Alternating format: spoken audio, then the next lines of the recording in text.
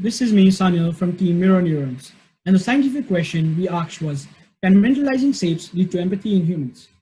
During the first few days, we were told to brainstorm crazy ideas, which we literally did. All of the pod members came up with very exciting ideas, and we really had a hard time choosing among them. Then we restricted ourselves to available datasets. We finally settled on asking the scientific question if we could investigate empathy based on social interaction among shapes. So let me give you an outline of what we studied. We asked ourselves a few more questions. First question was, do people empathize with socially interacting shapes? What can we relate to when watching different shapes interacting with each other? Or can we relate it at all? Which brain regions gets activated? Or which neurons do the brain fire when mentalizing with such objects? Then our follow-up question was, which networks in the brain are associated with empathy? After that, we looked at functional connectivities among regions. Is there any kind of correlation among the regions involved in social cognition which leads to empathy? And lastly, in absence of task or experimental stimuli, that is resting state, a good control for such tasks, we observed something really nice that led us to this question, which we can discuss later. To get acquainted with the dataset was one of the most challenging parts of the project. We spent nearly 15 to 20 hours understanding and gaining insights about the dataset. We practically drowned ourselves in the dataset. In the meantime, we had discussions with various experts to remove our doubts regarding the fMRI and the dataset. So how did we study?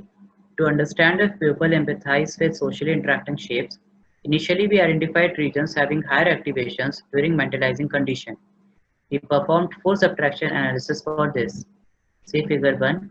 As shown in the HCP dataset paper, one of the ways would be to perform subtraction analysis between classes of videos. However, we observed that this wasn't accurate and had a flaw since participants' responses were not considered. See figure 2. Therefore, we did an analysis where when the participants' responses are considered, that is, the comparison of correct responses in mental and random class of videos respectively.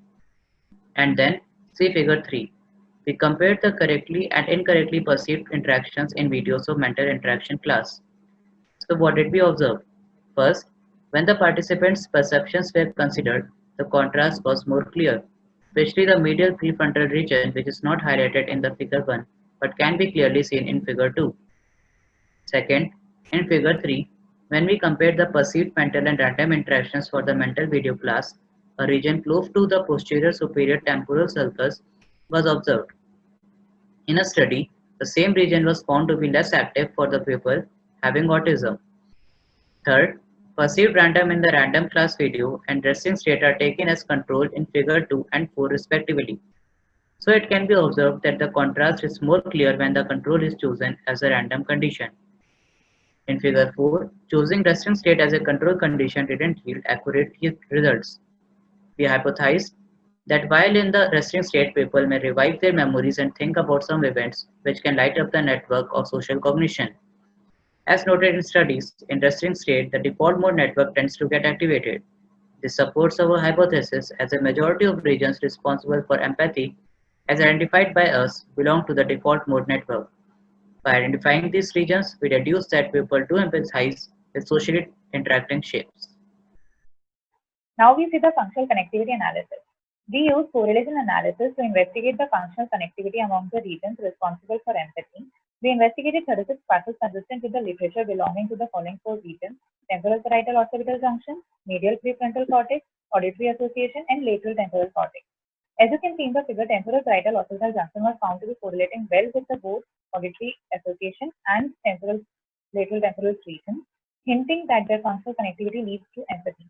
These are contrasts in the activations in the 4 regions that were observed when subtraction analysis was performed on the basis of only the class of videos.